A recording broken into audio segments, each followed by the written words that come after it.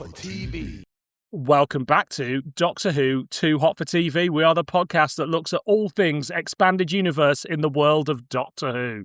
Today, I'm joined by a repeat offender around here. You heard him a few weeks ago during May Gan as part of the Strangers troupe, and I've brought him back for another solo episode. It's Mr. Jon Arnold. Jon, welcome. Thank you. It's a nice kind of borstal to be in, isn't it? Well, I thought those other lads you hang around with brought you down somewhat, so I thought, must get Jon back by himself.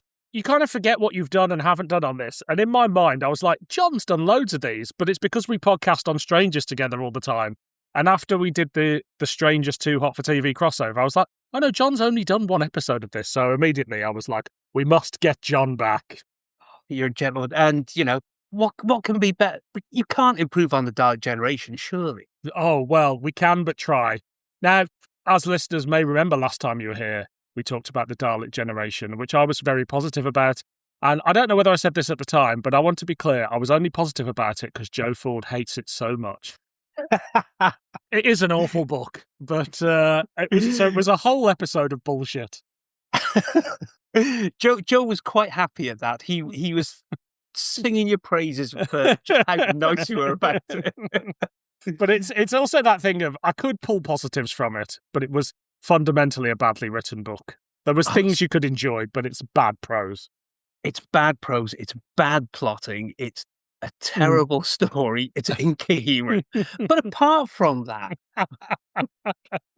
Well, finally the truth is out there, probably 18 months, 2 years later. Wow. I'm sure Joe keeps Joe happy, doesn't it? Well, exactly.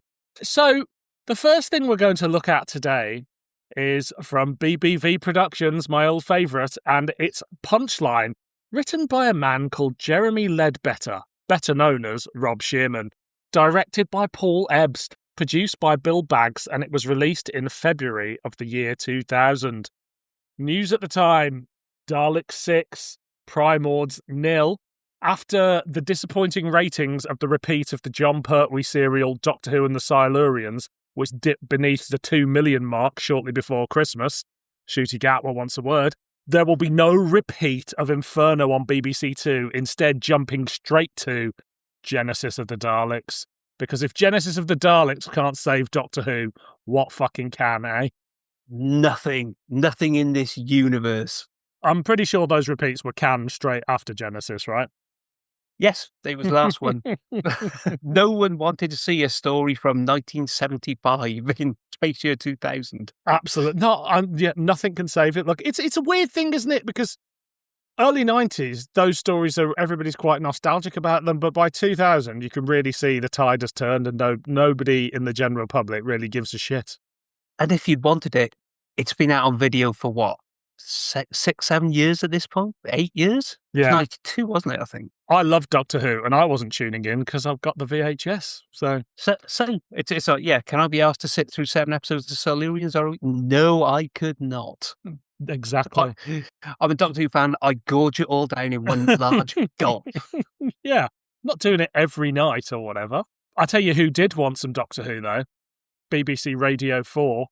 Rumours had been circulating for some months, but BBC Radio 4 announced they've commissioned a pilot for a new Doctor Who radio series starring Sylvester McCoy and Sophie Aldred.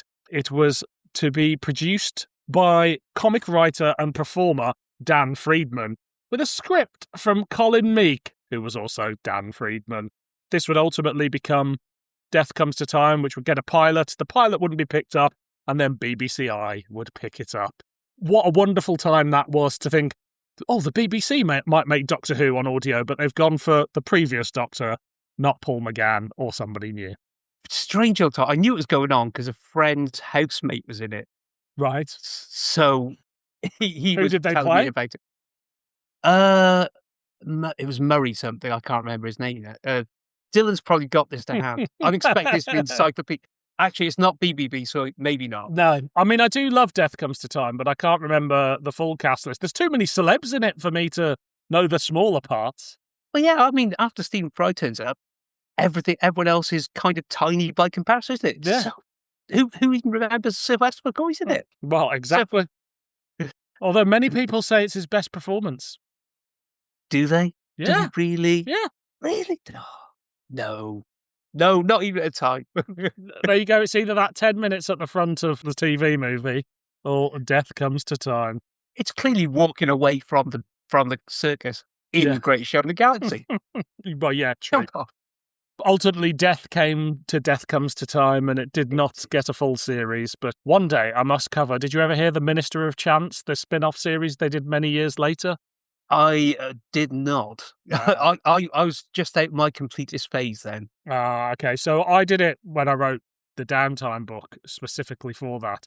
And it's not bad, but about 20 minutes in, you realise, it's just a retelling of Death Comes to Time, but without the Doctor and the Minister as the main character.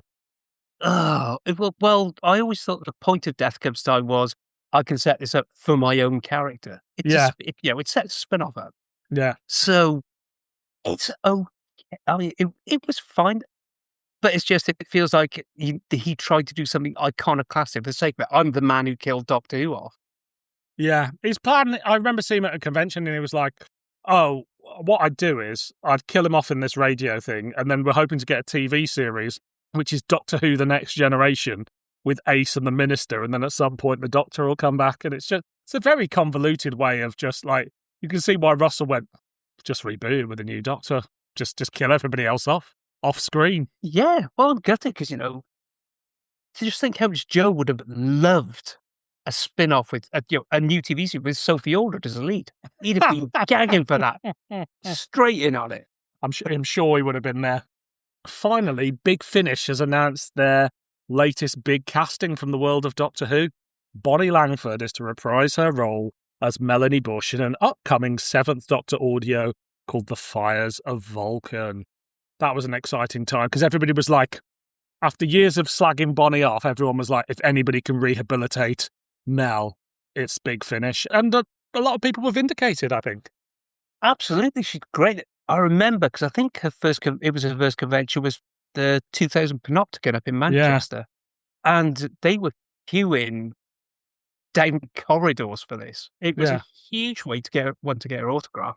It's funny, isn't it? It was all the people that have been slagging her off for the last decade and a bit, and then the convention happens that I need to get Bonnie's autograph. Haven't got it. Yeah, completists. It's the whiz kid thing, isn't it? I've heard it used to be good. Releases at the time. From Big Finish, we had The Fearmonger featuring the 7th Doctor and Ace. From BBC Books, we had The Shadows of Avalon featuring the 8th Doctor, Fitz and Compassion, and Tomb of Valdemar featuring the 4th Doctor and Romana 1. On TV, we had The Harry Hill Show, Series 3, Episode 1, featuring Nick Courtney playing the Brigadier in character, so it's canon. And the comic strip was The Glorious Dead. So we're at a time where Big Finish is starting up. There's brand new 7th Doctor audio out there. The BBC Books have been going for some time. Shadows of Avalon is just after Escape Velocity, something like that, is it? Or it's about a year. No, it's before. It's Compassion, because yes. And Angie comes along in Escape Velocity, so it's the year before that. Right, 2001 Escape Velocity, so yeah. It's before the Ancestor Cell, Gallifrey getting blown up and everything.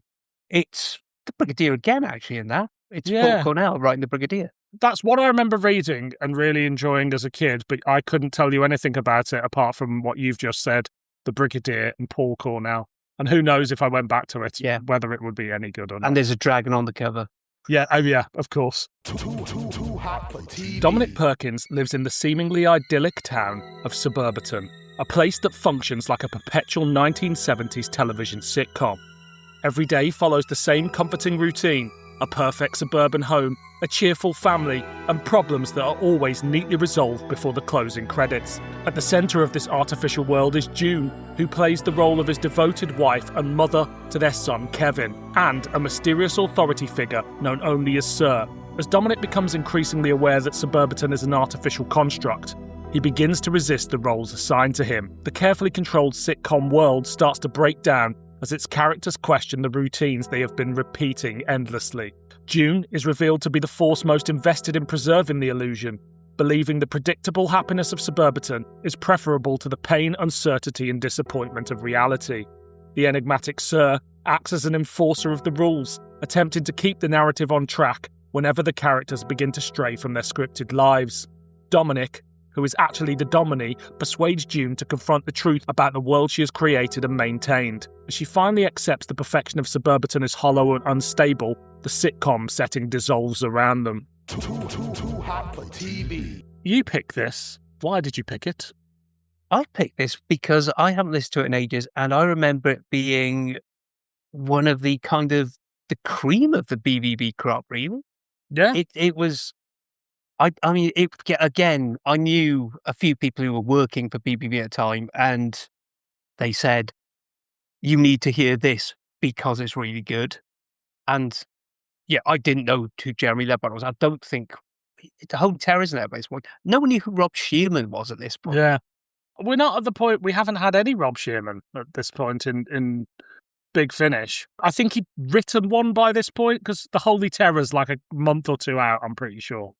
Yeah, it's the Holy Terror's the end of the year, I think, almost. Right. Top of my head. Yeah, that makes sense. Nobody knew who Rob Shearman was, let alone who Jeremy Ledbetter was. I didn't hear it at the time. I came to it a few years later. I want to say like 2005, 6, something like that, when I was just, filling the holes in my BBV audio collection. I had no preconception of who it was written by or what it was. And I remember, to varying degrees, loving or loathing a lot of the BBV audios, but the Time Traveller ones were always amongst my favourite. And this was a real, as you say, it was the cream of the crop. And I think, it probably still is. But it was just a really refreshing listen back then, I think. Definitely. I mean, for all, I did love the Time Travel, straight from Republica onwards.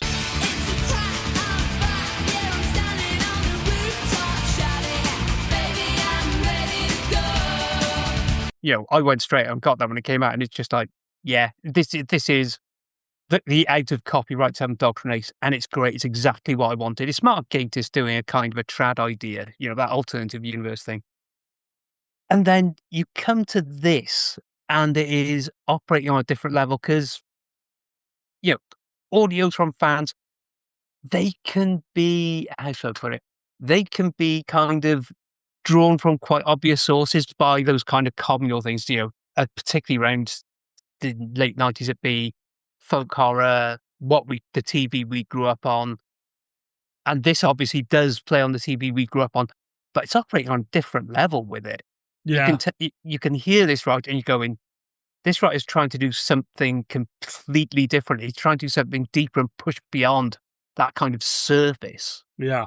What I liked about the Time Traveller's range, and I don't think I knew this at the time, but when I've ever revisited it, usually for this podcast or just occasionally because I like to, by not quite being Doctor Who, it frees itself from the continuity shackles that I think fans would like. And even when BBV start doing Zygon plays and things like that, they never go, well, let's get the Professor and Ace to meet the Zygons, because that would be too much like Doctor Who. So by not doing the continuity stuff and not having loads of episodes set in the TARDIS with the Daleks and the Brigadier or something like that, you just get them to do what Doctor Who does best, which is just land somewhere and have an adventure. And so for a brief time in the late 90s, this was my primary source of Doctor Who before Big Finish started. Those audios, more than anything else, were, to me, the nearest thing you could get to Doctor Who at the time. And they are, obviously they are. Bill Baggs obviously asked about the copyright for these, so they're completely canon. But what they were doing was essentially they were doing interesting things with continuity. It's taking something like Old Soldiers. What's the nature of a Sontaran? What would be a good story to tell with the nobility of them, that campfire tale? Yeah, it's a brilliant idea. Root for all the Barnacle Baby again. That does something different with a Zygon. Yeah. And it's pushing it in a way that kind of, particularly around the time of early Big Finish, you never felt they were. You felt the continuity was kind of hemmed them in. It was there for a comfortable thing. Yeah. It's almost as before they were confident enough to push beyond that. they needed that to make sure that the fans were on board. Yeah, absolutely. I wouldn't change what we got with Big Finish for the world, but I kind of wish Big Finish had happened like a year or so later, just so there was a little bit more of the Professor and Ace, because this is the last one for them. And Ace isn't even in it. And as said, like Fearmonger came out this month. You don't need the time travelers when you've got the Fearmonger. Whether the Fearmonger's your favourite Big Finish or your least favourite, it is Sylvester McCoy and Sophie Aldred playing the Doctor and Ace in a licensed release. So you just don't need it anymore. There's no room for it. No, it's run its time. Once you've got Big Finish, you don't go for the Earthsat stuff if you can get the good stuff for roughly the same price. Exactly. It's like you go for the full heroin. You don't want to make a Exactly. Obviously, we talked a bit about, you mentioned the format just then. So essentially, this is a play set in a sitcom, right? Like a 1950s style sitcom. Yeah, the very basic kind of.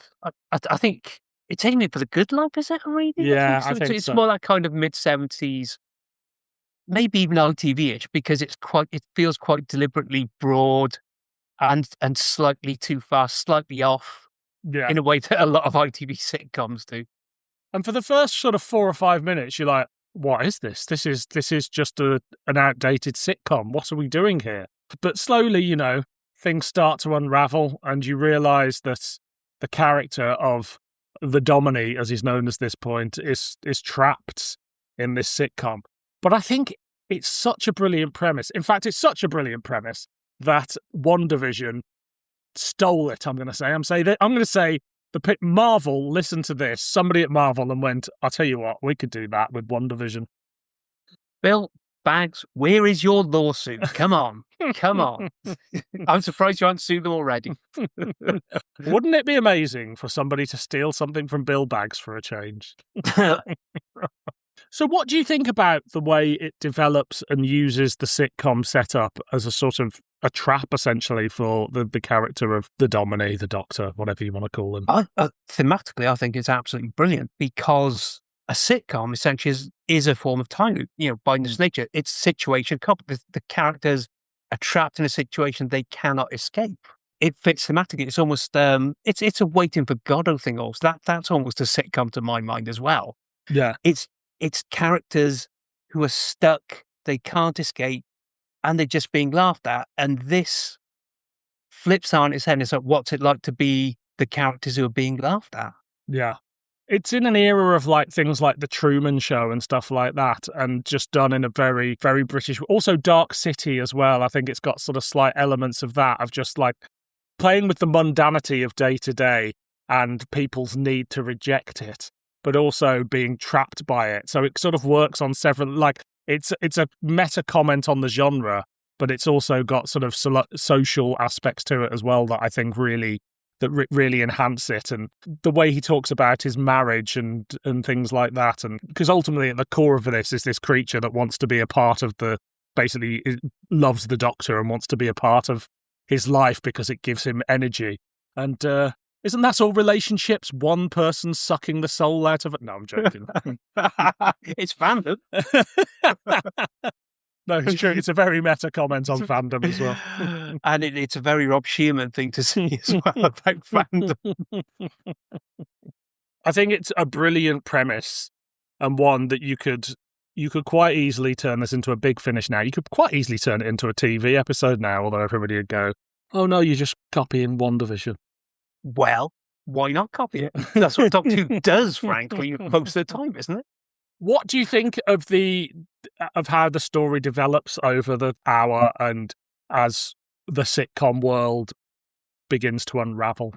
I mean, the thing struck me listening to it now, obviously, first time I listened to it was before I'd heard anything else, but how very Rob Shearman it is, because he loves these nebulous entities that have created these worlds. He does it in Chimes of Midnight. He does it in The Holy Terror. So it's a very Rob Shearman thing to do. He has these concerns that go through his work, and there's stuff in some of his short stories as well that also follows that up. So it's really nicely done. It's because if you're playing with a time loop, you have to kind of break the loop a little every time. You can't just go back and chat it. You can't go back and tell the same thing twice. So it really does. It is really nicely paced. I know it's only an hour long or so, but that feels like absolutely right thing.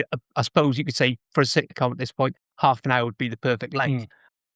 But again, that's kind of this being a wrong sitcom almost. Yeah, but also we get multiple episodes of the sitcom within that hour, Yes. and we get fast forwards and rewind, so he's able to play with the in-world linear narrative and speed it up. So we're actually, when he's realizing you're getting those things, that's when it happens. And the characters start talking about season finales and mid-season episodes and things like that. And I think that's such a brilliant way to sort of move the story on.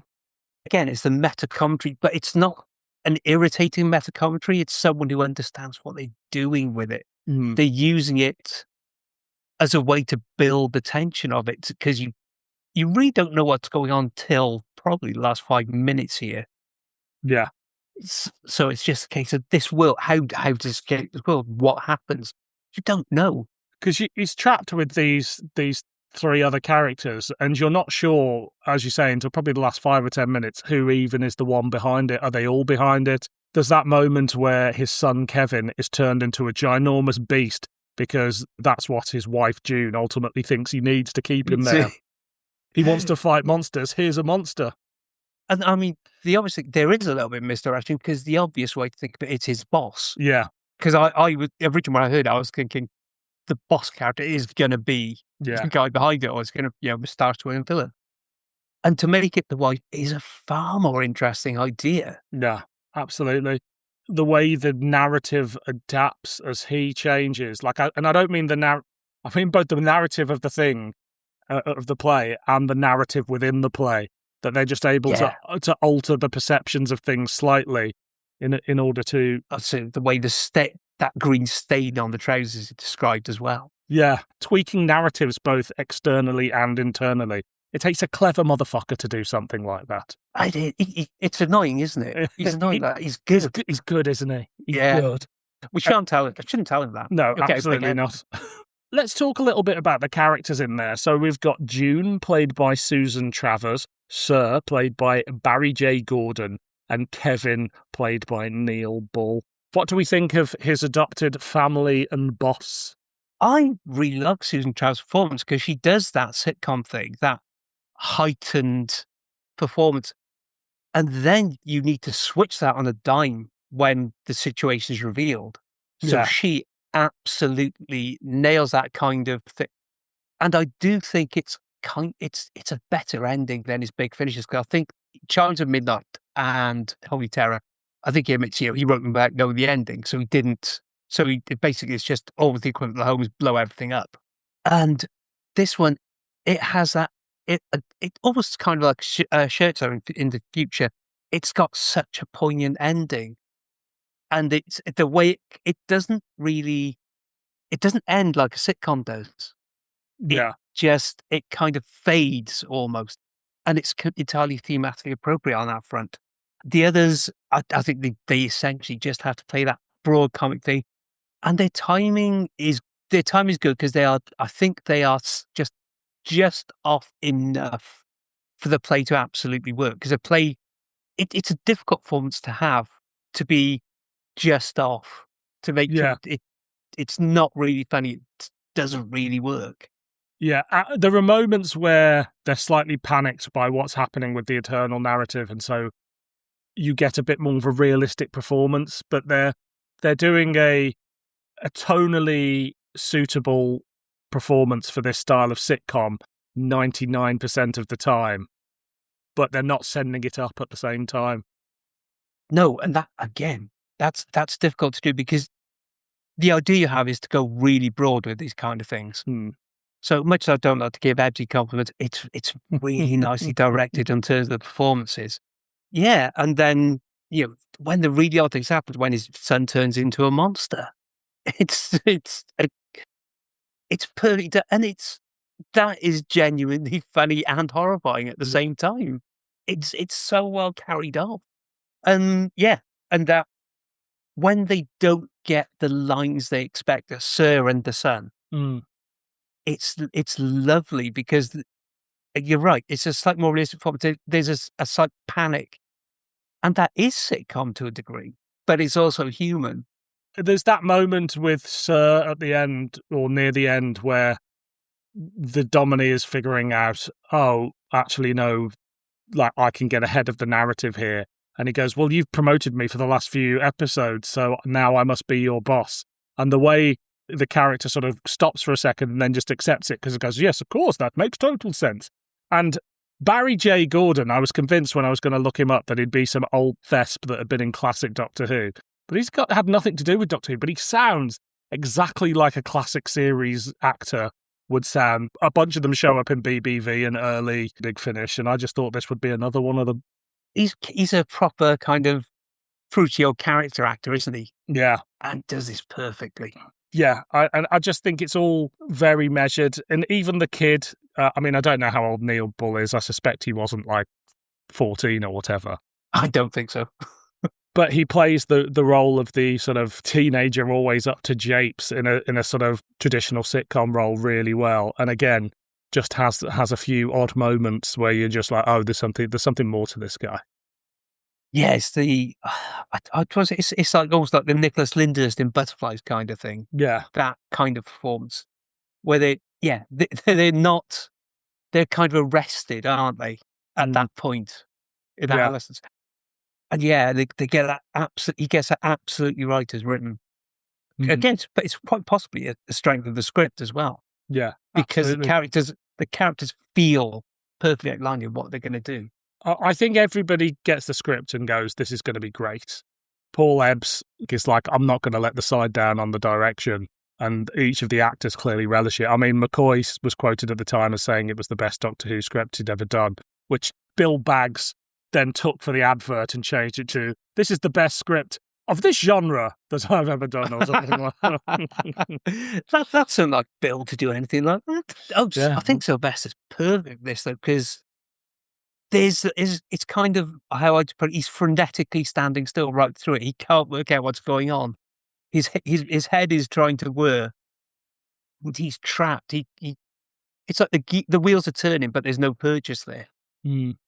So he's getting frantic, and it's brilliant. To start with, it sort of plays to his strengths of, his background with like Ken Campbell and stuff like that, and being an over the top performer. But there's some real quiet and more subtle moments, when he goes, oh, I know that I love you or whatever, but I don't know why. I can remember marrying you, but I don't really know why. Like, none of the feelings are there, I think, is what he's saying, rather than it's just implanted memories. And I think he's able to do those quiet moments. And actually, I don't think the quiet moments have ever been Sylvester's problem. I think it's the big shouty moments that have... It's that anger, isn't it? Yeah. He can't quite pitch those levels. He can do anger when it's a quieter anger. But the end my life. Yeah. Where he takes the guns off the snipers in that as well. Yeah. But if he shouted that, you'd be like, oh, well, it's gone. It's like, he to a certain degree he's a director on that, but that's something he said he pulled from his gran who was 100 when she died, was it? Yeah. I think that's the anecdote that always comes out. Yeah, it's that kind of world weirdness. And but that was always thought. I think that's why I love his Doctor. Obviously it's a cafe scene and remembrance, that kind of thing. Yeah, exactly. It's a human moment. And it's, again, the ending of this only works because Sylvester can do those as well. Yeah. I think it feels like Rob's kind of gone, what are Sylvester's strengths? Broad farce, sitcom, and this. Yeah. And this quiet moment at the end. Introspective, quiet sort of, like, he can do emotion, he just can't do the big emotion. Yeah.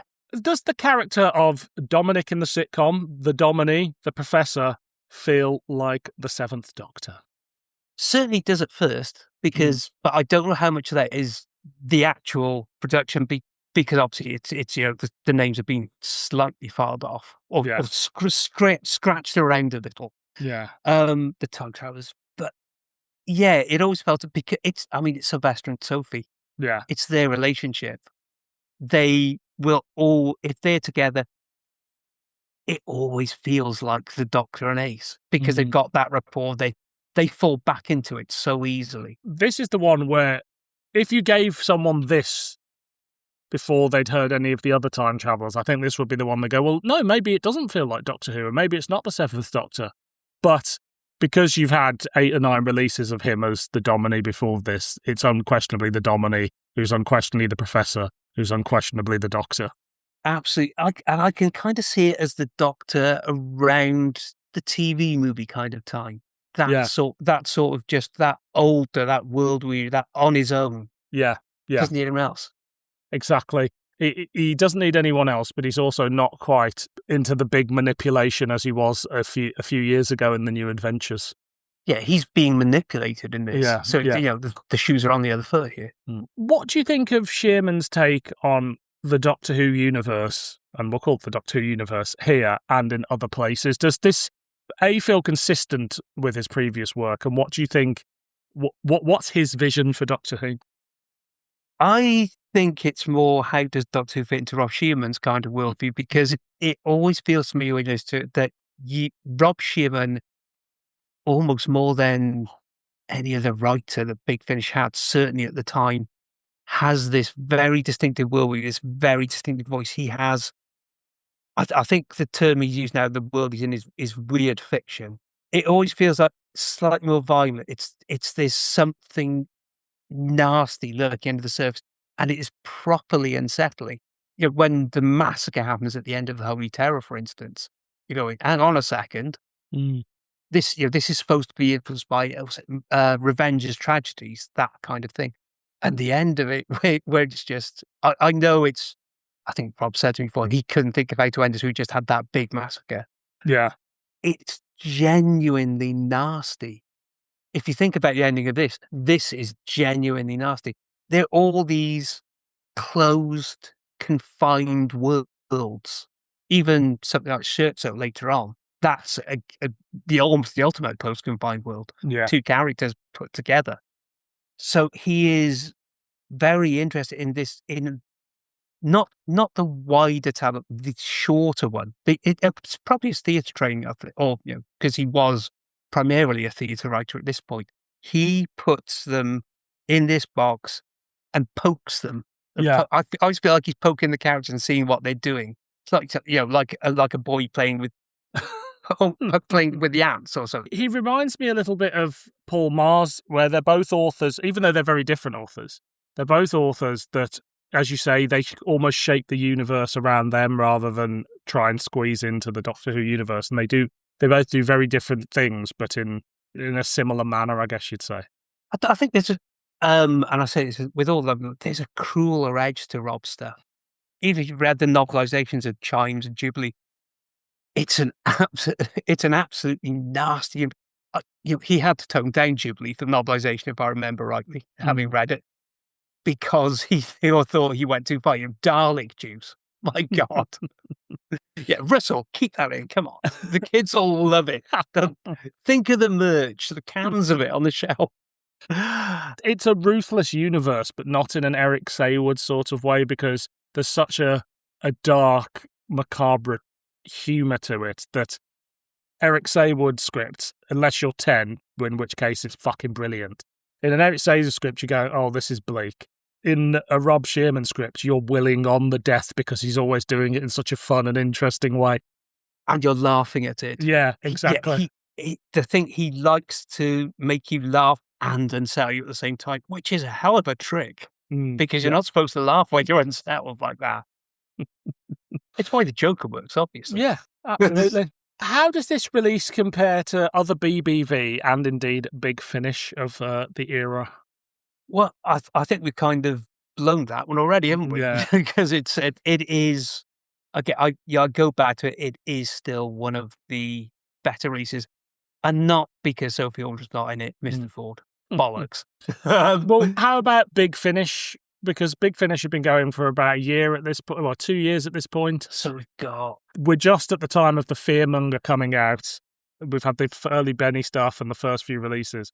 So yeah, this is early days. It's an interesting kind of thing, that early Big Finish, because there's nothing hugely adventurous there. Maybe marrying conspiracy, possibly. But it's keeping the fans on side because you obviously had all the doctors in Sirens of Time. Yeah. We've had Sirens of Time, Phantasmagoria, Whispers of Terror, The Land of the Dead, and then The Fearmonger. Fearmonger is, yes, number 5. Yeah. I mean, I really like The Fearmonger, actually. It's a banger. But it's a standard Doctor Who story. It's within the boundary. I think this pushes what Doctor Who can do. Fundamentally, it's more interesting than what Big Finish have. You have just Whispers of Terror. Justin Richards can come up with a really good idea, but he is a kind of a very straightforward writer on that front. So I did enjoy it, but it feels something different, something new, and God bless Big Finish, they did not feel quite new at this point. They felt like they were still operating within the boundaries of Doctor Who. Beans on toast in front of the telly, 5:30 on a Saturday night. What this does well, and I think you mentioned this with some of the monster releases that come after this as well, with Big Finish having the license to do proper Doctor Who, and they're being quite safe. Not safe, they're being traditional, because it's still an exciting time just to have the Doctors playing these roles again, and they're concentrating on carving out, once a month you're going to get 4 episodes of traditional Doctor Who, albeit with, a few bangs and flashes that feel a little bit new. For something like BBV to try and survive, they have to do something completely different. And if they'd managed to get more things like this out of the gate, I'm not saying they would have gone on forever, but I think there would have been more curiosity about it than, as you said.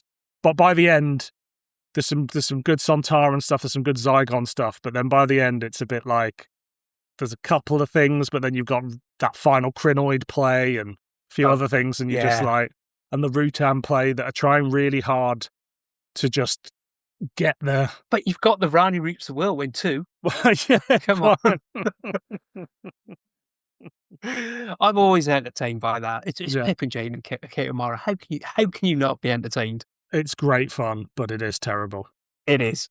So yeah, I think this is a bold sort of, not reimagining, but a bold take on the Time Travelers. Do you think it was right that the Time Travelers range ends here? It would have been kind of nice to have them not fade away, although I suppose then this is thematically appropriate with the way it kind of fades away at the end. But as you alluded to, the Doctor and Ace were back officially on audio. There is no need for this now. And it's kind of sad if this was the direction they were pushing in, because particularly at the time, I think it could have kicked Big Finish up the backside at a point where they kind of needed it, I think. But while they were still feeling it away, maybe just push them into not just recreating what was on screen. But then you kind of look at when the Holy Terror lands, it gains a bit of a cult following. But for a time, people are absolutely furious about it. Oh, the Holy Terror was hated. I think, wasn't it bottom of that, the DWM poll that year? Yeah, and it was their lowest selling story for a while, I think, which just goes to show that Doctor Who fans don't have any fucking taste at all. They know what they like, and that's it. They have a narrow... So I'm not sure, the Holy Terror wasn't going to kick them into doing a different thing, so I'm not sure something like this would have. So it would have perhaps been better placed at BBV, but obviously BBV was having its own troubles internally as well, so... I suppose this could have been done slightly later in Big Finish, when they were actually giving Rob his head a little, with something like, again, with Scherzo. Yeah. Or even My Own Private Wolfgang. You could do it as one of those things on 100. Although My Own Private Wolfgang is quite snarky for entirely different reasons to this. Narratively, it fits as the final piece for the Time Travelers, I think. But it is a shame that the final one didn't have them both in it. But I guess they just didn't know they were going to end it there. I think it just sort of fizzled out. And it's quite fitting that at the end it just sort of fades to static, I think, before that theme tune plays for the final time. It needs its Cities Made of Song. Yeah. and having work to do. But yeah, no, it's quite a nice kind of bleakish ending because it goes out as the situation was. Yeah. I mean, it was a hell of a time creatively for fandom around this point. Yeah. The show's deader than it's ever been. And yet, Yes, there's things like this happening. And it just goes to show that you can do so many interesting things with the format. yeah. There's the fanthologies, which do some really wild things. The BBC books, I think they're trapped in a slight rut now towards the end of Steve Cole's time, but they're about to get a kick up the arse. Yeah. It was kind of, despite the fact there was no Doctor Who, it was a really kind of exciting time to be around and have Doctor Who. Absolutely. Do you have anything else you want to say on Punchline? Yeah, I'd love it to be more widely available. Essentially, is my main take on it, because I think you could do this as a radio play quite easily. You don't need the character of the Doctor. No. Really. You can just put it a kind of a general all-purpose lead character. Because it's a meta comment on Doctor Who in some places and the relationship between the fans and the show and what drives the character. But that could quite as easily be generic sci-fi. Like, if you put Captain Picard in this, you wouldn't have to change virtually anything. It could work for almost any franchise. Yeah, and that would be... Oh, can you imagine that? That would be beautiful. Who'd be the worst Trek actor to do this? Oh, it'd be Shatner. Oh, I would love to hear this Shatner do this now. Yeah, Patrick Stewart played the hell out of it. I imagine the Kate Mulgrew version now. I've loved this since the first time I heard it. I still love it now. There are some BBVs I will never listen to again. This is not one of them. Every couple of years, it's something I stick on my phone and just, I'm traveling somewhere and I'm like, give Punchline a listen again. It was brilliant to revisit it. And it always is. And if you're new to BBV or only heard a few, seen a few, this is the one that you need to seek out more than any other. It is the creme de la creme. And something I've wanted to cover on here for ages, but nobody's ever brought it up, so just didn't. Well, you should have had me back quicker. We did it ages ago. Exactly. So, we must rate it. Is it a clanger, a banger, or an average meander? Well, have you got any combi noise? It's a clanger. No, of course it bloody isn't. It's a banger. It's such a good piece. It feels as much of a piece with anything that might done with Doctor Who as it does with Rob's radio play, something like Odd. It fits really in sync with those. Yeah, short stories, things like that. Again, you could shave off the identifiers of the character and put this in something like Love Songs for the Shy and Cynical. Oh, God, yeah, put it in We All Hear Stories in the Dark. Well, exactly. A looping story. You could, go to this story again. Oh, why didn't he do that? I'll have work with him for that. But, unsurprisingly, it's a banger from me too. What a brilliant fucking story. Too hot for TV. So the next thing we're doing is Static, written by Jonathan Morris, directed by Jamie Anderson, produced by David Richardson from Big Finish Productions, released on the 12th of December 2017, recorded on the 6th and 7th of June 2017.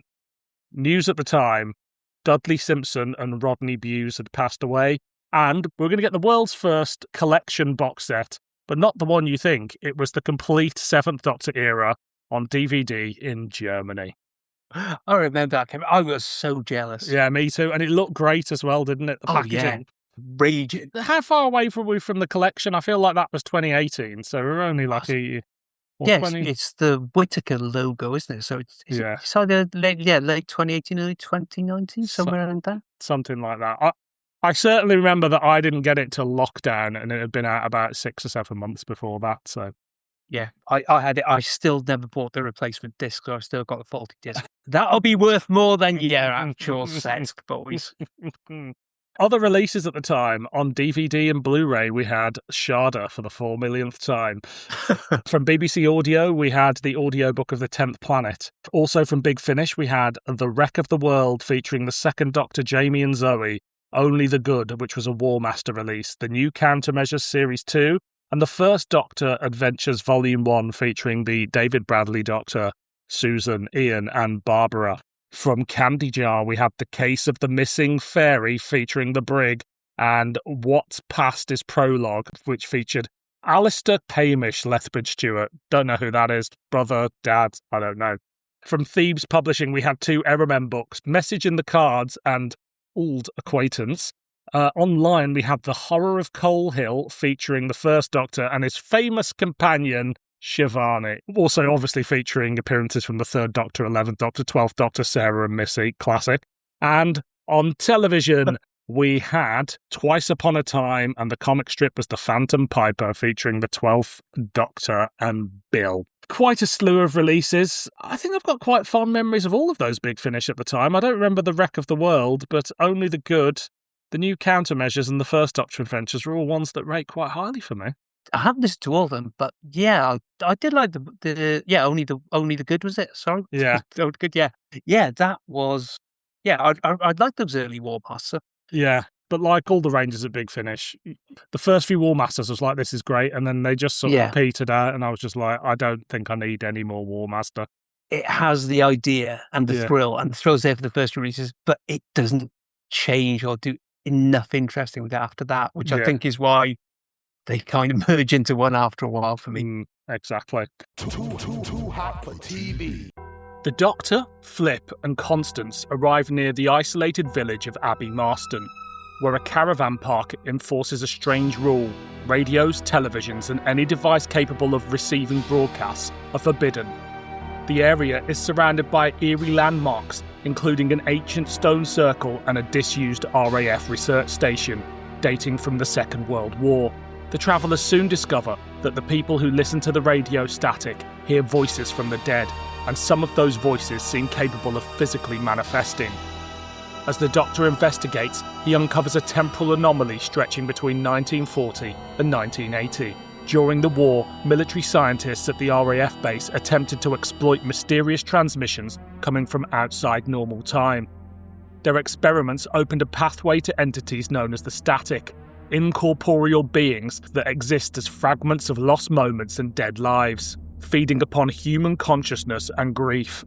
The static have become intertwined with local history, creating hauntings, time loops and apparitions that blur the line between memory and reality. As the static grows stronger, the Doctor realises that the ghosts haunting Abbey Marston are not merely spirits, but echoes trapped within the temporal breach. The creatures intend to spread beyond the village through radio transmissions, effectively turning humanity into part of their collective existence. The Doctor traces the source of the disturbance to the wartime experiments and discovers that the breach can only be closed by severing the connection between the two eras. He confronts the static within the heart of the anomaly, using the very temporal paradox that sustains them against them. The connection between 1940 and 1980 collapses, trapping the static outside normal space-time and freeing the countless echoes they've absorbed. Too hot for TV. Static. Now, I chose this because I remember hearing it at the time, and I had a vague recollection it played a bit more with the concept of radio than it actually does. So the two things that link these two stories are they've both got static in them. That's it. That's the linking theme. But, you know, we've had more tenuous than that. It's great. Static, as they say, it's the radiation from the Big Bang. So Yeah. We're linked to the very stuff of the universe itself here. We're classy on this. Exactly. Was this bang big enough for you, John? I haven't actually heard this one before because I think it was... I'd largely abandoned the main range, and I think it was a really good idea that Big Finish did that, because then you don't just go, oh, it's just another release month after month. It was a boost. But confess, I thought I really kind of enjoyed this. I think what Johnny Morris is good at, he is good at letting you know exactly what he's been inspired by, and he's very, very good at fitting it into a Doctor Who story. It's not... I think the concept here is essentially white noise, the film. Yeah, if he did nothing interesting with that, it's not interesting. But I think he does really fun things with this. Yeah, absolutely. This is one that I heard at the time, and I remember thinking it was good, but I was suffering from Big Finish fatigue. And I abandoned the main range 2 releases time. There was a thing called Ghost Walk, and I just got 1 episode in and just went, I can't be bothered with this, and I've never really... I have dipped back in for the purposes of this pod, but I think, it was running on empty. Although, was it? Perhaps me visiting it every month meant that it was running on empty, it was too much of the same. But it is still throwing up interesting stuff, and I'm sure if I went back to Ghost Walk, I'd find things to like about it, but it turns out I'd reached my fill of new classic Doctor Who. I think I was a few years ahead of you on that one, Yeah. and possibly as well, I had wallet fatigue at this point as well, so I was trying, you can't keep up with it. God bless Big Finish, because they did cure me of my completism. Yeah. I think they cured us all. Else. They cured us all. This I remember thinking was good, but I probably wasn't even that enthralled by it at the time because of the fatigue. But again, I've had in the back of my mind, I must revisit it someday. And I thought it was fucking brilliant from start to finish. Like, I think every now and then, they've still got capabilities of doing... Like, if you'd have told me this was in the first 100, I would have easily believed you. Yeah. Oh, God, yeah. This is... The strength of it is it's not doing anything you've seen before with Doctor Who. It's not... I don't think there's a single continuity reference in there off the top of my head. There are a couple of continuity references to recent stories that they've done, but there's no returning. It's not the Daleks, it's not the Weeping Angels, it's not the Masters behind it all. It will stand alone quite easily for anybody jumping in. Yeah, and I don't mind the continuity references to recent stories because that's just stitching it in to make it feel part of a larger whole. And that works for me. And ultimately, I don't remember those stories. You probably haven't heard them, so we're not going, what the hell is going on? No, so I was going, hang on, I knew who Constance and Flit were because I mean, I get DW every month. I cannot help but know everyone who's been in Big Finish, even if I can't remember who they are at the moment. But, I didn't know Constance and Flit were as characters. Again, they work so well for me here. Particularly, I'm sure we'll come to the big moment in this, where Johnny Morris does not fuck about. Yeah, I mean, let's jump into it now, because at the center of this is grief, right?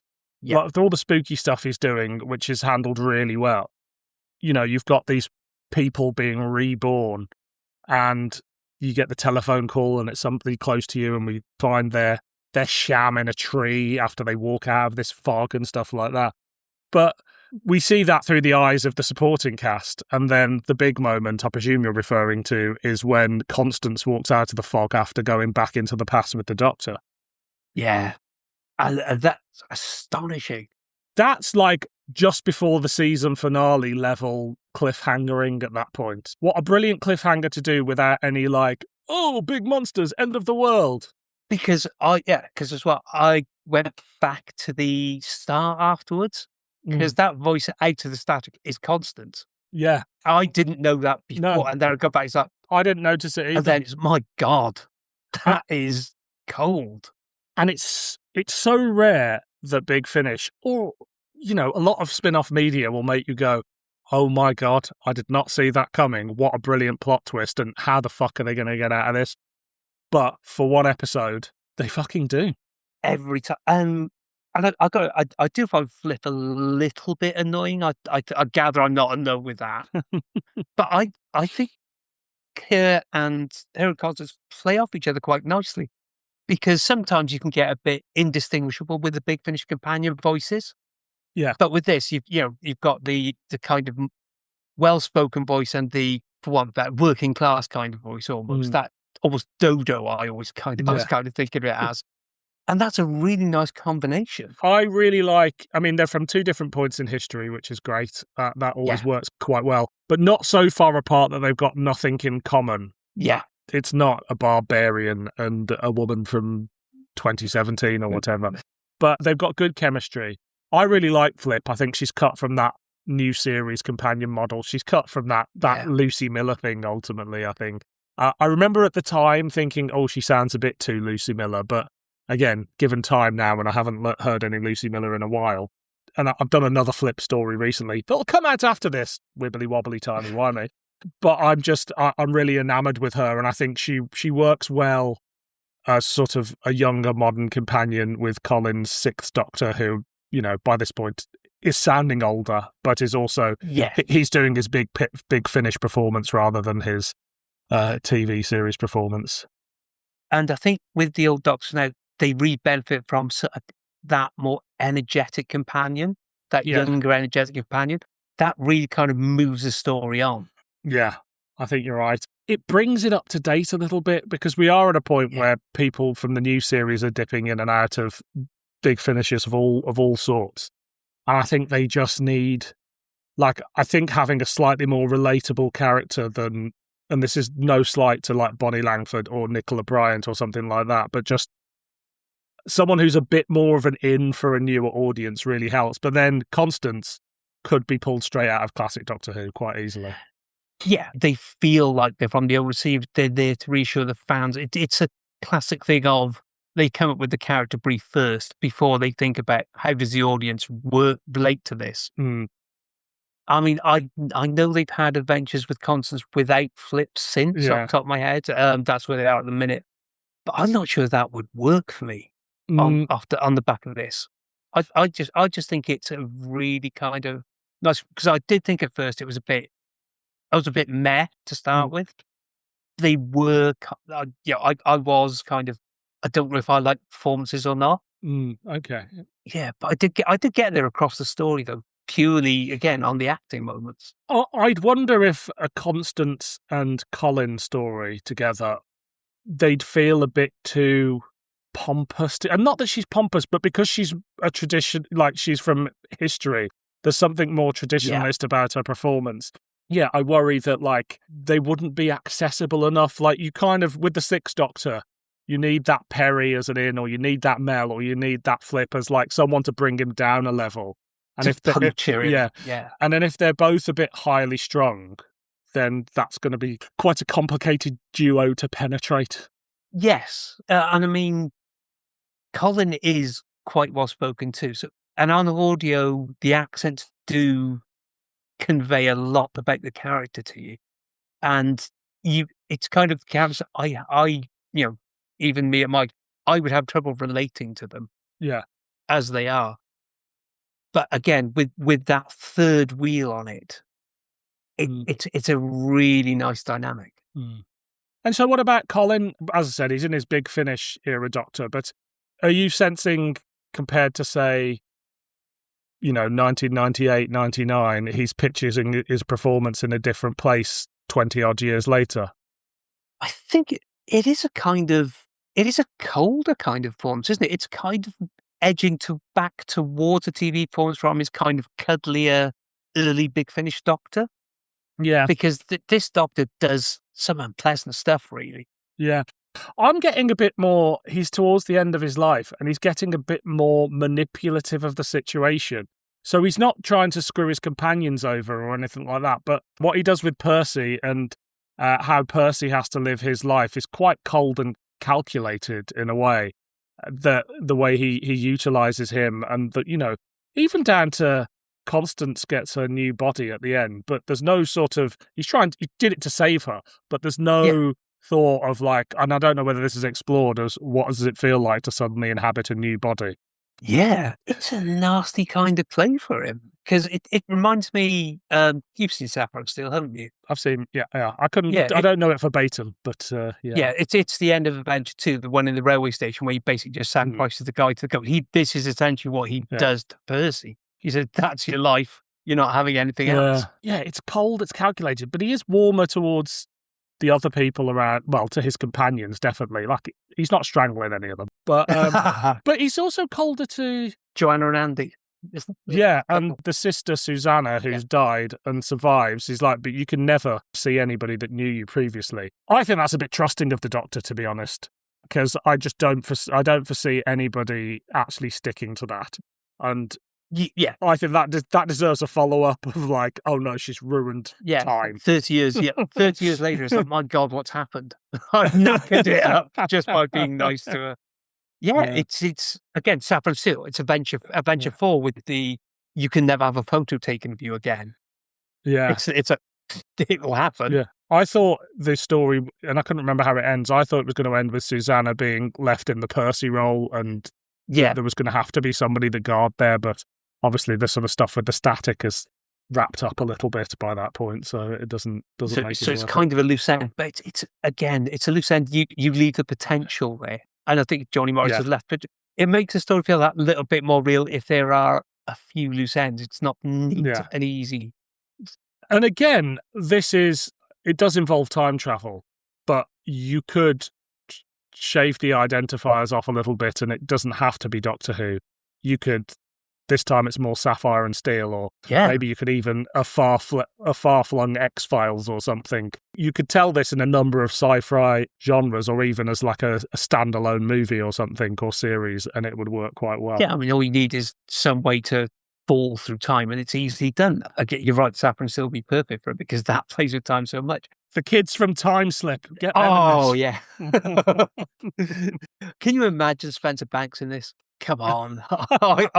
I'd listen to it. It'd last about 10 minutes. It'd be really nasty ending, but come on. Yeah. I mean, I do have fan scum brain because, once Percy comes in, I know you. You're going, okay, so it's going to end up with the Doctor going back somehow.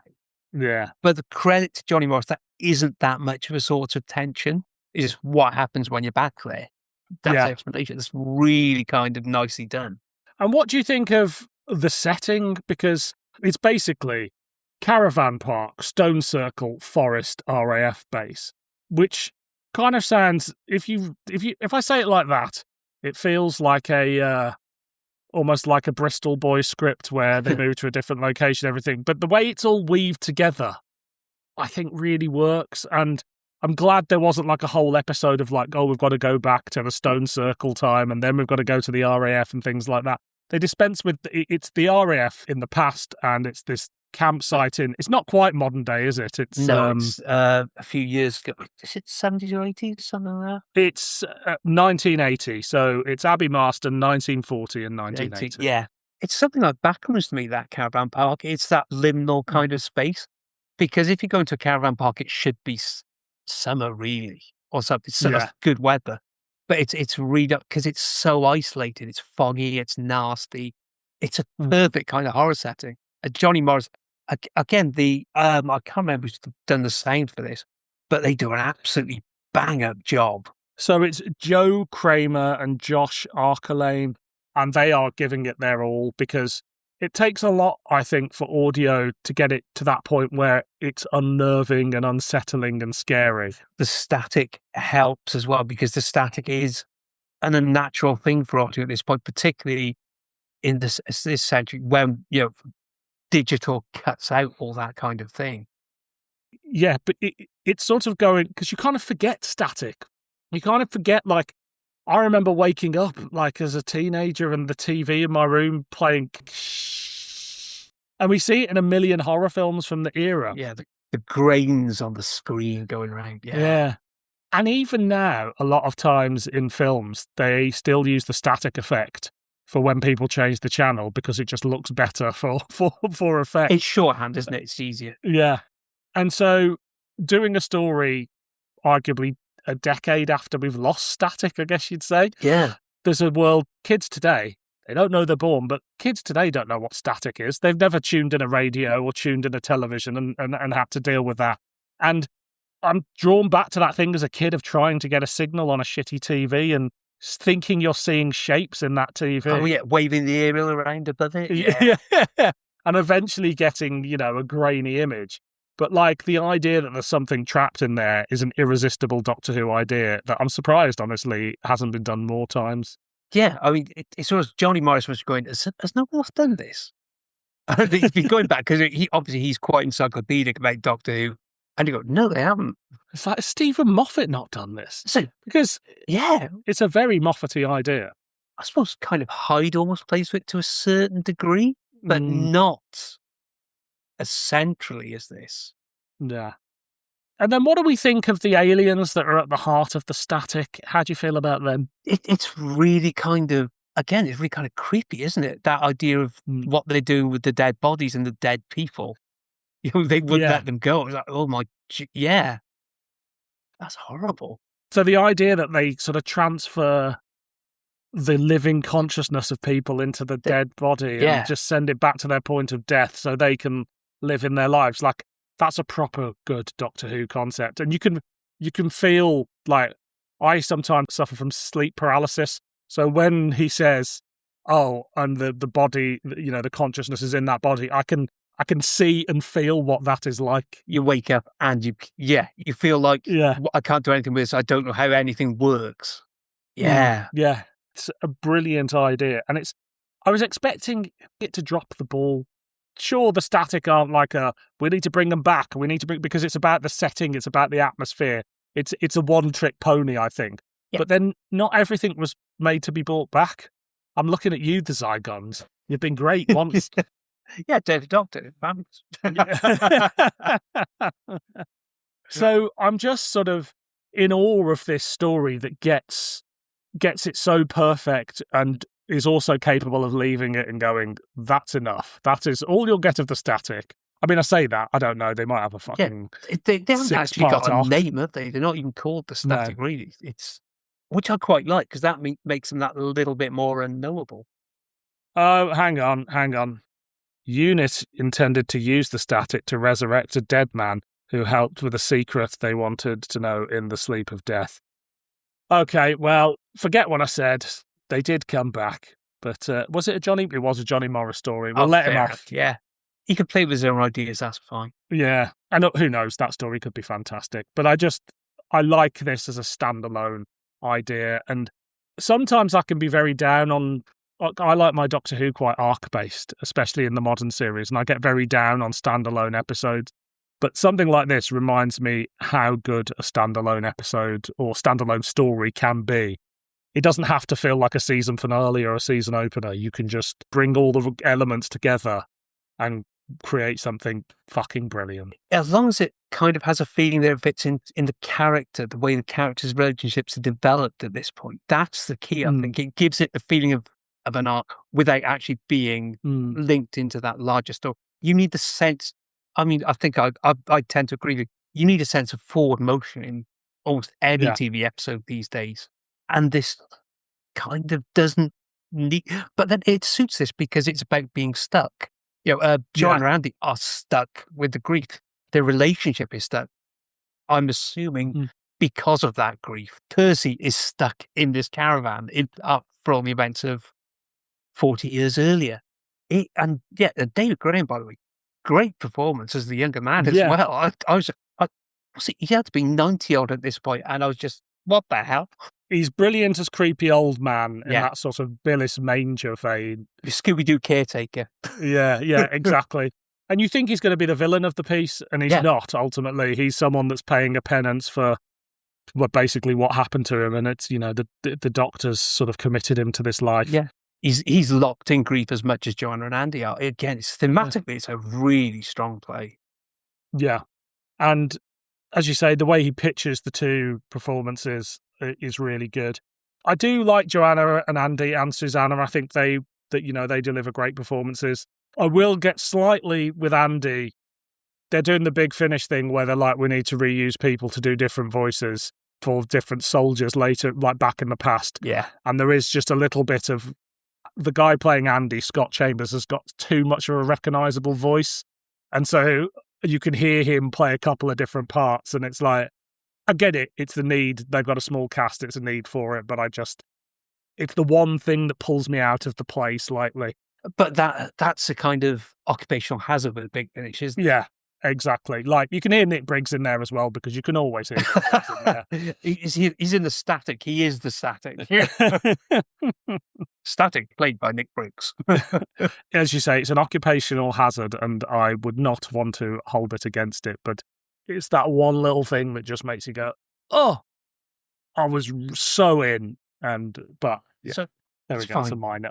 You recognise the extras running around in the background. It's that same kind of thing. Yeah, exactly. He's got an identical... It's his long-lost grandfather. It's fine. That's it. You mentioned the sound design, but I do think the music, again, it's all come together to make this a perfect story. And the music isn't that overbearing, but it's got that There's a hint of Curse of Fenric to it from time to time, I think. They know they're making a horror movie, essentially. Yeah. Again, it's like, I think Stephen Moffat said at Doctor Who, you have to bring your big pitch, your biggest idea, that one that could be a movie, as a symbol. And that's what he's done here. As I said, he has what it is essentially white noise. The first 2 episodes, anyway, the atmosphere of it, the idea of people in the static. But it's and it's absolutely those first 3 episodes. There is a kind of sense of progress because you are shifting around time, you are shifting around that sense of place. But it's all atmosphere, isn't it? It's all a build up to that last episode, as you said. The ending works as well. And that doesn't always happen with these stories. Normally the Doctor Who stories, 3.5 episodes. I'm having a great time. It's a lot of fun, and then shit, we've got to wrap it up quickly. Yeah, I thought it will drop the ball in the last episode, and it just didn't. Like, it's a satisfactory sci-fi ending that ties up most of the loose endings, and I think that works really well. Yeah. It only takes a certain amount of elements here to not quite work, and the script be perfect, pretty much. And there's just, like, the direction's out or one performance is out, and it just isn't as good. I always think of Knock Knock as the example of, like, there's a really creepy, good episode of Doctor Who in Knock Knock, but the script's not quite there. The direction's working and the production design's working quite well, but the script hasn't quite taken it there. The music isn't quite there. And so it just, do you know what I mean? Like, there's a classic trying to get out, whereas this one, all the pieces have come together. And Suchet is creepy as well. Yeah, exactly. So, yes, you're absolutely right. They don't play into it enough. It's almost like they pulled it all the kind of horror elements back, because they decided this scene is going to be a little bit lighter than the one before. Yeah.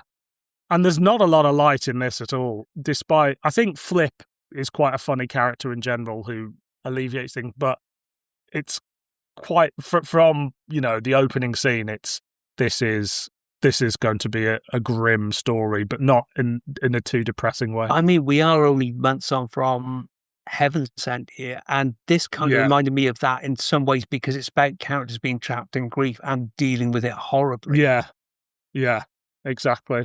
This is the really budget version of it, where we can only trap them in a campsite. It's the low budget British 1970s film version. Yeah, but it works. Carry On Grief is what it was originally called. I'm officially calling it that now. I don't have too much more to say on this. What about you? No, I just think essentially, you just come down to it. It's a really good story which understands what it's going for thematically with all the elements in place. I'm always kind of a bit doubtful about going back to these kind of post 100 Big Finish productions, because I just find them really variable whenever I pick them up, like when I pick them up for eBay or pick them up in the sales as you do. But I came back to sort of actually Dylan's got taste somewhere down the line, isn't he? I think with Big Finish, inevitably there's a lot of output. So there's going to be ones that don't quite have the same appeal to you and I, but they will appeal to other people. And because there's so much output, there's a bigger margin for error. Because I guess when there was only one release a month, you either liked it or didn't like it, and that was it, and then you waited for the next month. And now you almost don't know where to start with which of the ones you're going to like. And I've been doing a lot more later Big Finishes at the moment, and sometimes just for my own listening pleasure, and sometimes for this podcast. And I'm surprised. I shouldn't be surprised, but I can say that quite comfortably the quality is still there in places. You just have to sort of root around for it. And I think a lot of the criticism of Big Finish is that the people don't have time, or they don't look around for it. People just see the headline of it's a doctor with Monster X and Monster Y this week. They put the names of the monsters in hat and drawn out, the Zygons versus the Sensorites or whatever, against the War Doctor. Great. Yeah. Great. And maybe that is a perfect combination and they've done something brilliant with it. Yeah. But I think you already go in with a cynical mind when it's something like that. Absolutely. Whereas something like this, I'm usually going, oh God, this is just going to be a bit dull. And then I walk out the other side going, isn't it brilliant to have a great time with it? Kind of takes me back to the 80s, 90s, before you had to know everything about something before you went to it. It's like you just sit, you either bought something or it was on TV and you were going to get through it, whatever. Yeah. And this was absolutely. this is from the start. Okay, I'm hooked by that entrance, and I wrote this. It's gorgeous. It's a brilliant, brilliant story. And again, I urge people out there to check it out. So it's another banger from me. What say you? I have to agree. It is an absolute banger, and it should be just, if you're going to dive into Big Finish, it's a good place to start. Absolutely. Too hot for TV. Well, Jon, thank you so much for joining me today. It's been a pleasure to jump into 2 certified bangers, because it's not always the case. No. If people want to fun not to. Well, exactly. If people want to find you on the internet, where can they find you? Usually on the Stranger in Space podcast with certain other reprobates who you may know. I'm talking the books on perhaps the book club with Joe. We're currently doing the Time Worm series, which is fun. And generally, I'm probably on Blue Sky at the minute. Jon Arnold at B Sky, whatever it is. I don't go. I'm not very imaginative with my name on there. Next time, I'll be joined by Mark Harrison, and we're going to be looking at the 5th Doctor Big Finish audio power game, along with the Doctor Who Weakest Link special and the Doctor Who themed episode of Nevermind the Buzzcocks. But until next time, I've been Dylan. And I've been Jon. And this has been Doctor Who Too Hot for TV.